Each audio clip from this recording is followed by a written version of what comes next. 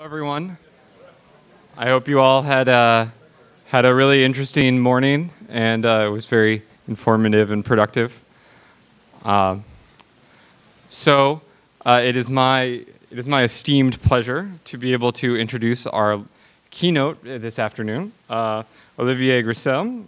He is an independent software engineer and expert in machine learning, specializing in textual analysis and natural language processing, and a regular contributor to the scikit-learn machine learning library. And I believe that's what you'll be speaking on. So everyone welcome Olivier. Thanks for having me. Thanks for having me. I'm very glad to be here.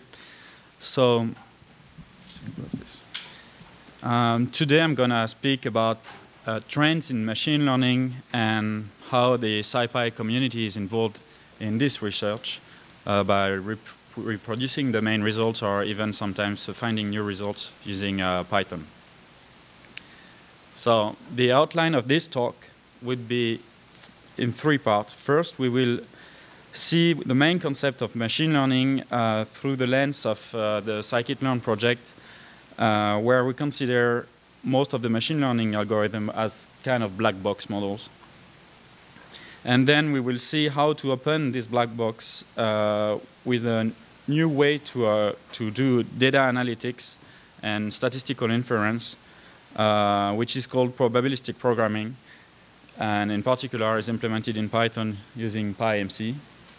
And finally, that will be the main focus of this talk, we see recent development in a new branch, quite new.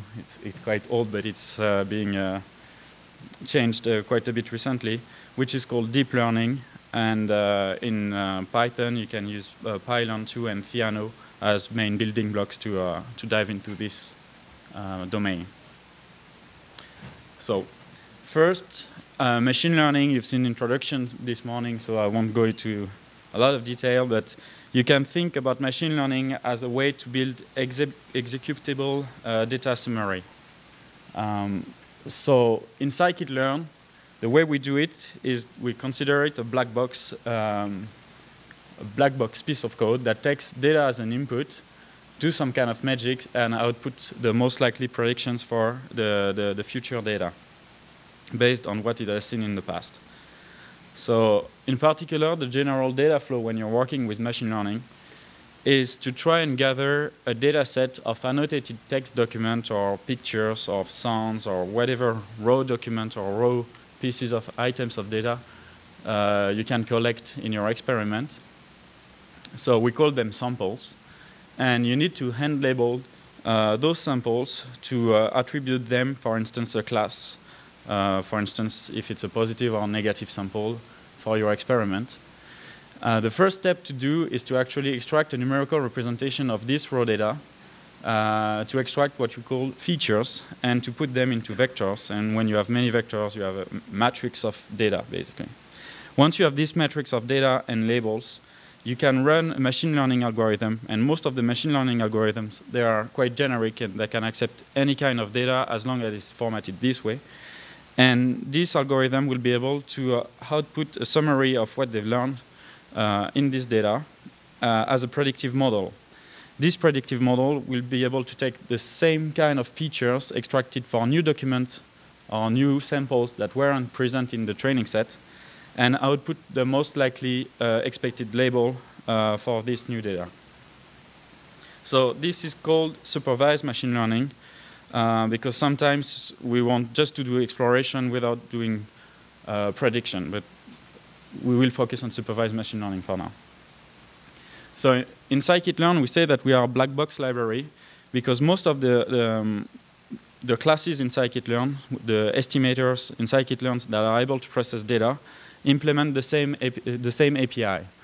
In particular, we'll focus on the fit predict API. So the machine learning algorithm, usually if it's a classifier, we can call it CLF, as a method called fit that takes X and Y as an input. The X is a feature representation of the data that has been created by a vectorizer, which is itself sometimes an estimator. And you can chain the vectorizer and the classifier to get an aggregate predictive model and to be able to do prediction on new raw data in the future. And you can switch the implementation of the algorithm by changing the class of CLF. So here are the couple of examples of input data that you can feed to scikit-learn. So for instance, if you want to do spam classification in text messages, in emails, or in comment on a blog, you can, for each email, you can have a row in your matrix, and for each unique word that occurs in any kind of email, you will output a single column in the matrix and put the occurrences of this word for each email. So you have, most likely, you have many, many zeros, because one single email has only a couple of words that will be used in the body of the email. And what you are trying to predict is just a binary indicator whether this email is spam or not spam. This can be generalized to multi-class classifications. For instance, for text documents, you can do topic classifications where the target labels are sport, business, technology, whatever. And this is exactly the same kind of problem, but this time Y is two-dimensional. Or you can split them into 3 binary classifiers. For sentiment analysis, it's even simpler. So if you want to predict whether it's a review on a website is positive or negative with respect to the topic of the review, you can label some reviews, or you can collect stars levels on Amazon reviews and start training a model on this kind of representation, which is the same kind of representation as previously. But you will not always work with text data. So for instance, you can have more structured data, for instance, from a database, where the columns of your feature matrix are typed and don't have the same units, the same physical units. For instance, here in this problem, we are trying to predict the vegetation cover type of physical places in the world according to a geographical location information. For instance, the latitude, the longitude, the distance to the closest river, the altitude with respect to the closest river, the slope, and the slope orientation, and whatever. So each column has a different type, but you can find a numerical representation of those. And then you try to predict a binary indicator for different classes, like rainforest, grassland, arid ice, and whatever. You also have other kind of unstructured data that is not text, that has no type. For instance, when you are trying to do computer vision, and most of the time, computer vision pipelines, they use machine learning at the end, for instance, for object classification in images. But they need to have a structured representation of the raw pixels, because if you try to predict on the raw pixels, most of the time it doesn't work. It's too low level. So you need to extract higher features, higher level features. For instance, here in this example, it's SIFT keywords that occur in the image. So the SIFT algorithm is an algorithm that the computer vision community came up with, and that is quite good at finding invariant description of pictures, invariant to lightning translations and so on. So you need to do some kind of feature extraction manually, and then you can run the machine learning algorithm.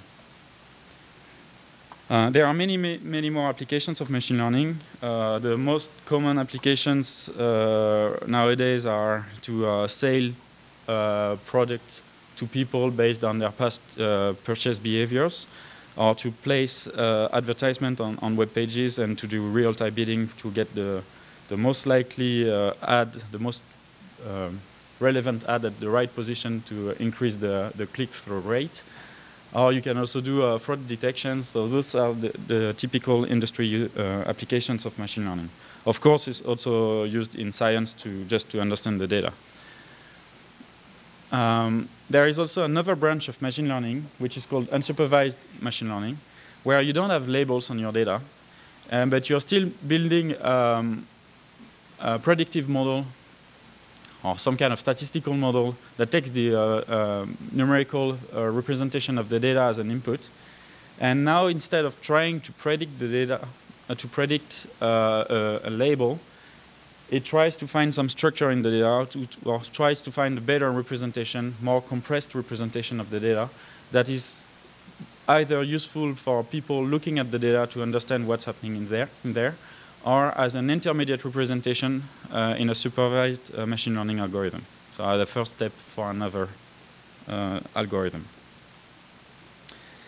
So this is fine and well, but there are some limitations to using machine learning as a black box. The first one is that it's not so black box in practice. As we've seen with the computer vision example, you need to have a specific algorithm that is dedicated to computer vision to extract features that will be useful for machine learning.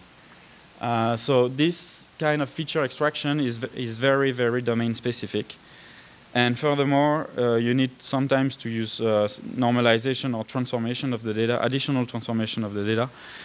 And it can be hard for newcomers to understand what is important in this feature preprocessing to get the machine learning pipeline running correctly. Most of the time, the machine learning models, they make some statistical assumptions on the distribution of the data, and you don't necessarily know whether they will be met or not in your specific problem. For instance, there is the linear separability of the target classes. Sometimes correlations between features are harmful. Sometimes the machine learning algorithm doesn't care. And sometimes the machine learning algorithm needs to have a natural metric on the feature, so the feature extraction need to respect this assumption. So scikit-learn, when you use it in practice, people have come up with their own personal workflows that encode this kind of practical knowledge of the black box model limitations. For instance, here, Andreas Müller, the most active contributor to scikit-learn, published this on his blog, where whenever he encounters a new problem, it starts by asking whether he has enough data or not. If not, it's not worth trying to go any further. And then the kind of problem he's trying to solve. If you are trying to predict a category and you have labeled data, then you are in a classification problem. And then depending on the kind of the data you have, you can use a random forest or whatever. You can also do clustering to understand the data if you don't have class labels. You can also try to predict a continuously varying function, for instance, the price of a stock or the temperature or whatever. So in this case, you are doing a regression. And sometimes you just want to have a look at the data and to be able to plot the structure in 2 dimensions. So in this case, you can do dimensionality reduction or other unsupervised method like this, decomposition. So this is not so black box. So there are ways to automate this kind of workflow, but right now in scikit-learn, we don't have much tools. There are a bunch of grid search tools, but not that much. The other problem of black box models is the lack of explainability. When you treat your problem as a black box, then the machine learning algorithm will be able to output predictions, and you are able to measure the accuracy of the model. But sometimes it's very hard to understand why the model is working well or why it's not working at all, and what insight it could find in the data or not. So in this case, for some of the models in scikit-learn, if you are an expert of the field, you can dig into the fitted parameters of the model and try to plot them and see what the algorithm has learned, but you need an expert knowledge on the model. And for different kinds of models, you need different kind of knowledge. So the possible solutions to those 2 families of problems can be the following are just suggestions. So for the first problem, where you need costly feature engineering, domain-specific feature engineering, will be in some situation to let the machine learning algorithm try to come up with interesting unsupervised representation of the data And in this case, you can use deep learning to find those representations instead of trying to come up with algorithm for computer vision to extract SIFT keywords, for instance. And for the second problem, the lack of explainability, you can try to open the box and use probabilistic programming to put your knowledge on the structure of the data and then do a statistical inference on this framework. We'll start with the second point right now. So probabilistic programming. It's a way to no longer treat this as black box, but as an open box model that you build yourself, and just use a black box inference engine to, according to your data and your model, output predictions and uncertainty on the predictions. So what is probabilistic programming? It's a way to model the unknown cause of what you observe in your experiment by using a probabilistic, a regular programming language like Python or a dedicated domain-specific programming language. But instead of using a regular variable as input, you will use random variables with a probability distribution, which we call the prior. And then we will stick the data that we observe on the variable that are the results of our programming functions, for instance.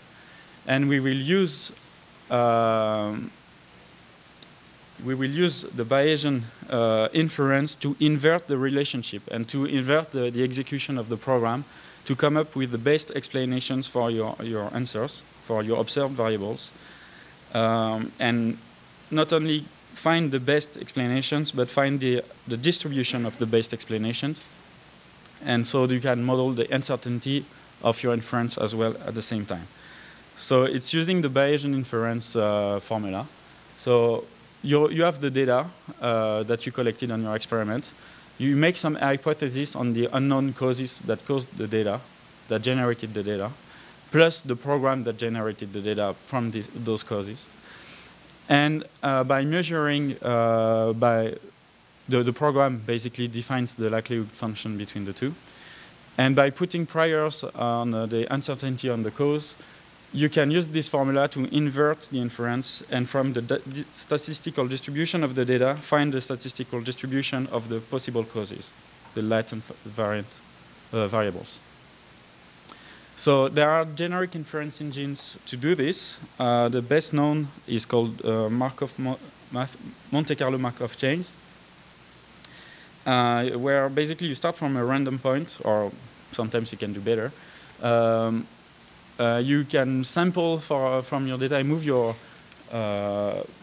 your variable a bit by taking a step in a random direction. Once you have updated all the variables, compute the likelihood and check whether this is a likely step or not, according to some threshold. And if it's not, you reject the sample. If it's good, you keep it, and you start from this point to get a new sample in the future. And you accumulate all those samples in what we call a trace. And by just looking at the histogram of the trace, you have an estimate of the probability distribution of the cause of your model. So MCMC is not the only way to do Bayesian inference. You can find sometimes closed form solutions, analytical solutions. You can do belief propagation, and there are also deterministic approximations such as the Millfield approximation and variational bias. But most of those, they are not generic enough to do any kind of probabilistic programming on those. So you can do either MCMC, or you can also use a more recent method, which is called variational message passing, that looks very promising to do efficient inference on various kind of problems that can be modeled using a programming language. So there are a couple of interesting implementations.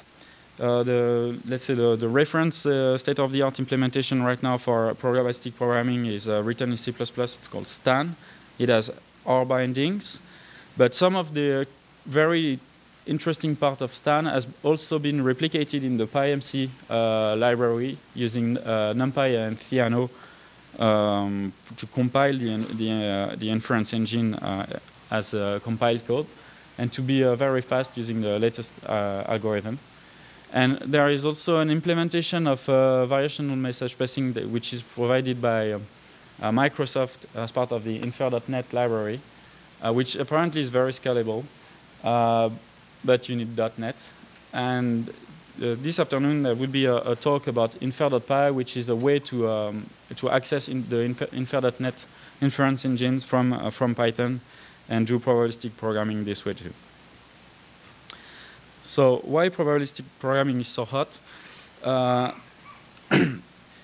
It's very nice because it makes it possible to tell a generative story of the data, and so it makes it easy to communicate the insight that you gain on your data when you're doing your statistical modeling to other people, to convince that you learn something interesting from the data. But it's not just anecdotal insight, it's actually grounded in a quantitative analysis using the Bayesian framework.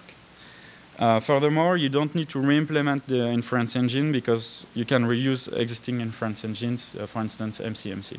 And you can treat the inference engine as a compiler, basically. Bayesian inference in itself is very interesting because it makes it possible to explicitly model the uncertainty of your conclusions and not to be overconfident in what you predict.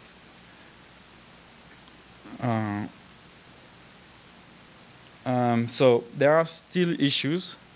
It's a domain that is currently evolving quite quickly, and we are still not sure about what kind of problem can be addressed. Apparently, the Microsoft stuff is able to address very large, realistic problems. But on the accuracy point of view, it depends on how you did the modeling of the problem. And up until now, when you are really interested in accuracy, traditional machine learning might be more efficient.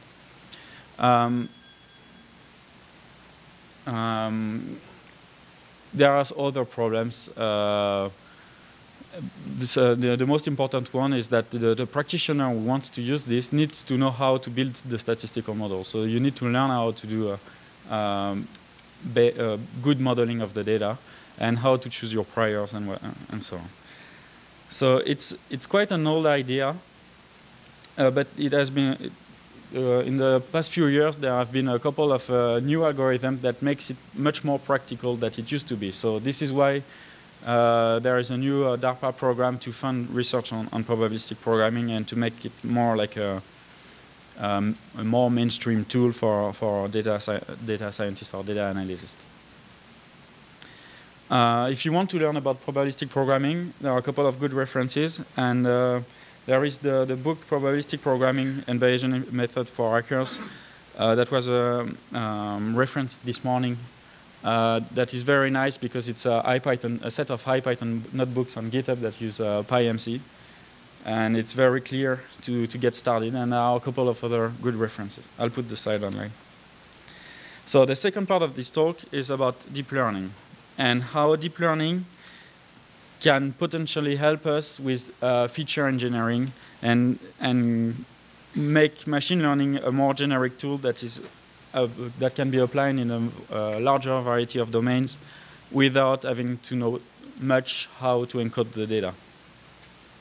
So to introduce the concept of deep learning, I'll take a chronological view of it.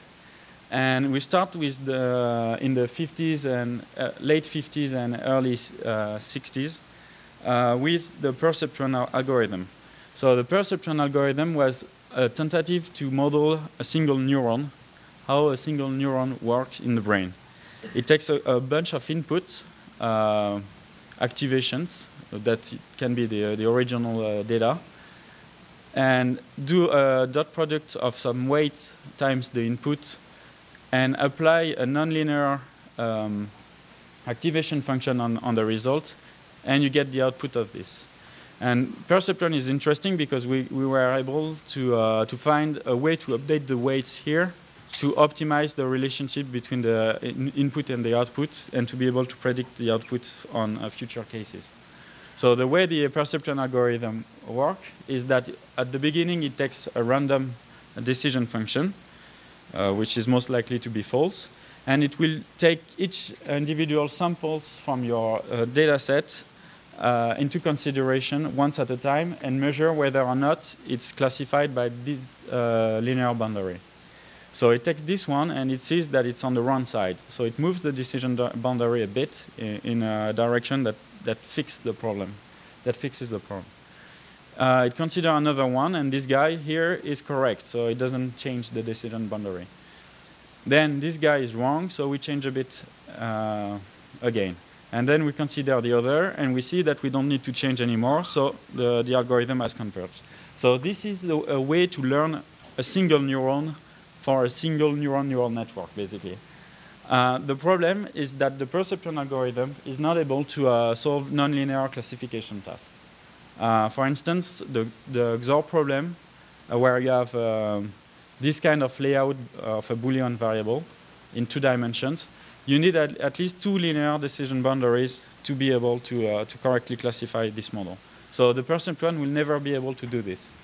To be able to classify nonlinear data, you need to stack several neurons together. But the problem is that until the 80s, people didn't really know how to do that, how to learn a bunch of neurons at the same time. But in the 80s, they found a way, which is called the backpropagation algorithm, that made it possible to propagate the signal from the bottom to the output, compute the error on the output, and then backpropagate the error to update the weights on the individual connections here to make the whole neural net learn something useful. In practice, there are 2 major problems with backpropagation. Is that it works if you have 1 or 2 hidden layers, but when you have more than those, you cannot work it well. You cannot make it work well anymore, and it's hard to explain why. Furthermore, there is what we call an overfitting issue that forces us to stop learning before the end of the convergence of the machine learning algorithm. So when you learn a neural net, typically with backpropagation, if you measure the performance of the number of misclassification that is done by the machine learning algorithm on the training set and on the held out validation set, the further you learn, the further you reduce the error on the training set. But at some point on the held out test set, you can see that the number of mistakes starts to increase again. So you need to stop at this point, because what you want is to minimize the blue curve, which is the generalization error. And we don't really, up until recently, we don't really knew how to prevent this from happening. There is still one exception where it was possible to make a deep neural nets to learn useful stuff with many layers. It's the convolutional neural networks that are used for computer vision. And they use a convolution kernel trick that makes it possible to share weights and decrease the number of parameters and reduce the overfitting that way. So this was discovered late 90s by Yann Lequin. And it made it possible to apply deep learning, some kind of deep neural net on real-world problems in computer vision. So what actually do we mean by deep learning? Let's take a break from the chronology and have a more theoretical view on what it is. So when we speak about depth in machine learning, in this case, it's not the depth of a decision tree algorithm, for instance. It's more the architectural depth of the decision function of the model. So for instance, you can consider it as the number of stacked nonlinearities that separate the true unobserved variable that you are trying to predict from the raw pixel representation that you get as an input. So if you consider decision trees, you can factorize them as a sum of product. And so you have a single nonlinearity, and so the depth is 1 for a single decision tree.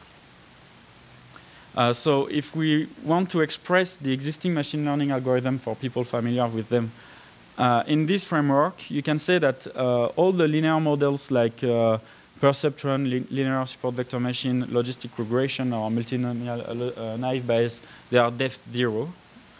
They are not even able to solve the XOR problem. When you have neural net, feed-forward neural networks with one hidden layer, you can say that you are depth 1. And this is the case also for support vector machines with nonlinear kernel, and for decision trees. They are all able to solve the XOR problem.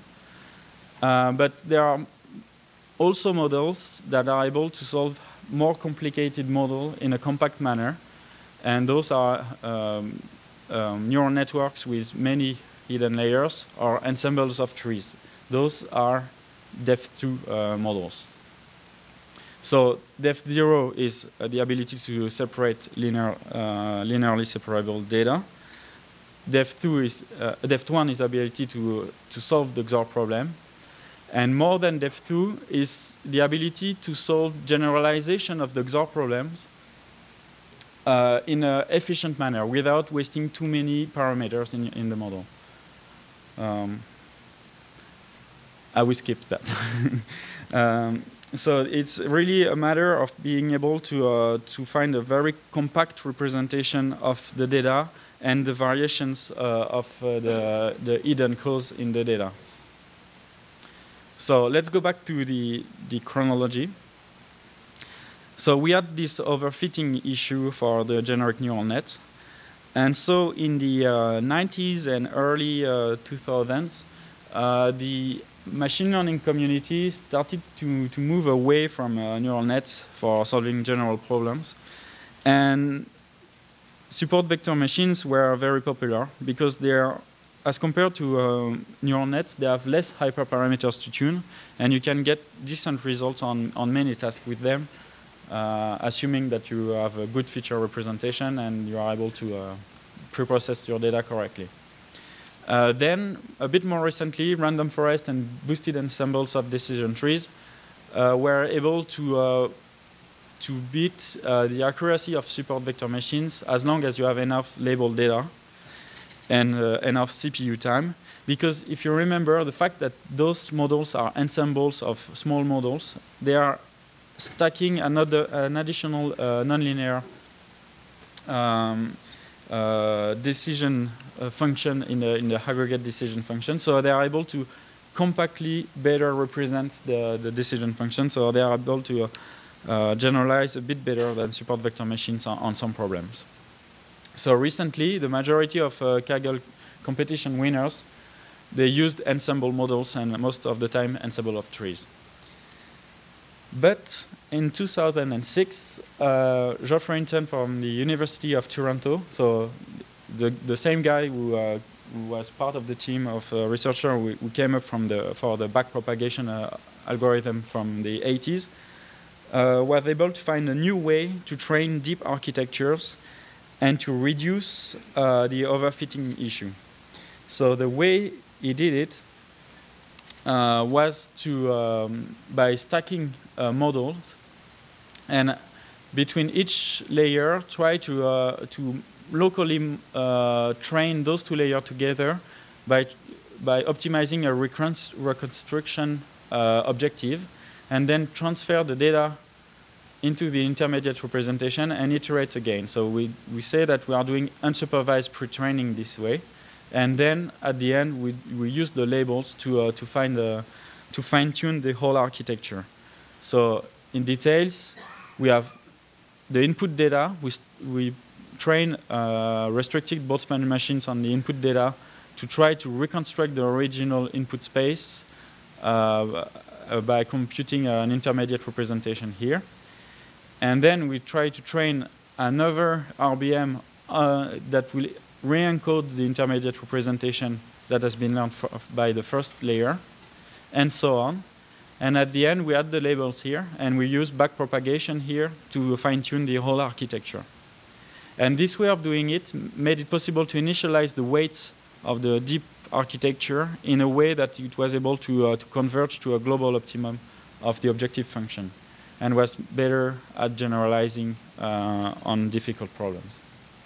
So this kind of unsupervised pre-training trick has been replicated in other kinds of architectures in Montreal and in Stanford. For instance, they replaced restricted Boltzmann machines with simpler models called autoencoders, and added a sparsity penalty to get an interesting intermediate representation that have nice statistical properties. And with this, they were able to start to reach the state of the art, for instance, in domain like speech recognition. So it attracted some interest because finally the neural nets were able to beat the state of the art on real problems. So this is an example from people in Stanford where they used the convolutional trick of Yann Lequin on an unsupervised problem. And here, this is a representation of the activation, the weights that compute the activation of the first layer. And you can see that on patches of natural images. And you can see that it finds like Gabor filters that looks like the filters that the visual cortex does at the beginning of the preprocessing. And if you stack more layers, you can see that the second layer is able to extract features that are more representative or part of faces, and then of complete faces, depending on the kind of data that you put in the data set. But here we don't put any label. We just feed raw data, and it's able to extract intermediate representation that are able to capture the structure of the data. If you mix, so those are elephant and chairs. If you mix representations, you can see that the abstract level are able to find combined classes representation. This was further extended in 2012 by Google and Stanford on a much larger data set using YouTube frames, and by stacking 9 layers neural net on a very large amount of machines, like 16,000 CPUs on a cluster running for 1 week on many frames from YouTube. And the top layers of this architecture were able to find selective neurons for high-level concepts such as the face of a person, and those are the frames that maximize the activation of this guy, of this neuron. And in the same data set, they also found this neuron, because apparently there is a statistical frequency of the cat. But this is very inefficient, and when you are trying to do a supervised learning, you still have the overfitting problem. But fortunately, in 2012, Dropout was a new technique also found by Geoffrey Hinton from Toronto. And with this, they were able to beat the state of the art on real-life image classification task benchmark that were used by the computer vision community. And they were able to do so by decreasing the amount of error by half, or 35% or half. So it's very huge step forward for image classification. And with Dropout, basically, you are able to solve the overfitting issue of the traditional feed-forward neural nets. So it's very interesting because this trick apparently has a lot of impact. Even more recently, people from the SciPy community from Montreal found new ways to compute the activation functions of the individual neurons that makes Dropout even better and faster to train. And there is the reference implementation for this paper was done in Theano and has been directly published in GitHub, so you can reproduce the result of the paper by cloning the GitHub repo of the project. So we are now in 2013, and only this year there were like significant new changes that further made deep learning more efficient for many problems. So why is deep learning so interesting? It can extract automatically high-level features if you have a lot of data. It can also reach the state-of-the-art for speech understanding, speech recognition, and computer vision tasks. And also, as we've seen, it's able to find interesting abstractions that structure the data. So it makes us think that it's a good way to build a real artificial intelligence because it's able to stack abstractions one on top of the other. It's not so practical yet because it requires a lot of labeled data most of the time. It typically requires a GPU to be efficient, and it has many hyperparameters to tune, so you need to have a good hyperparameters tuning framework. And so far, if you just want to do text classifications, for instance, then a linear perceptron is hard to beat, actually, so you don't really need it for all the problems. It's still a very hot research area right now because big industry players are coming to the field for speech recognition, and many top researchers are starting to look at deep learning recently. So in production, you have the speech recognition from Google that has been deployed quite recently. So when you click on this button, you can ask questions and get answers in your result. And also in Google Plus more recently, you can now search for your images by using keywords, and the algorithm is able to find the object on your own pictures without any text description of the picture and index them. So buildings, you can see, no, maybe. And cats. This is a wild cat, but it's still a cat, and this is a camel. Anyway. So big data is 99% unstructured data. And out of those, 60% is cat videos. But now this is solved. So a couple of concluding remarks. You should have a look at probabilistic programming if you're interested in opening the black box and want to model the uncertainty, and start with PyMC. Have a look at deep learning if you are a researcher in the speech recognition or computer vision community, and soon NLP, natural language processing, is starting to be interesting to have a look at deep learning. But you will need GPUs, and you will need a lot of data and invest some time learning the latest tricks because it's very fast evolving. Otherwise, if you just want to do machine learning that works with just a CPU, you should probably start with scikit-learn.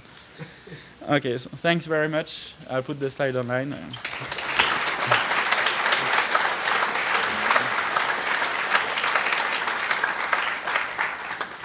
Thank you, Olivier. We just have a couple minutes for questions. We are transitioning. We only have 5 minutes before the sessions start. So if you want to ask some questions very quickly, we can do that while we're moving around.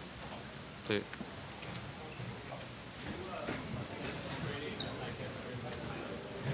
Sorry, I didn't. So the question is, are you going to put deep learning in scikit-learn? We are going to implement some building blocks of deep learning more as baselines to be able to compare those. But if you want to do real deep learning, you need to open the black box most of the time because the architecture of the deep learning model is very important. And so we cannot provide a fit predict API that would encapsulate that easily as of now. And furthermore, it's evolving quite fast right now, so we are not sure that if we implement something this year, it will be still relevant in 2 years. And we don't want to tackle the maintenance burden of having a fast evolving algorithm like this. So if you want to investigate in deep learning, you should really have a look at Theano and PyLearn 2, for instance. And there are a couple of other projects. Yeah. Other questions? Okay. All right, well, let's thank the speaker again.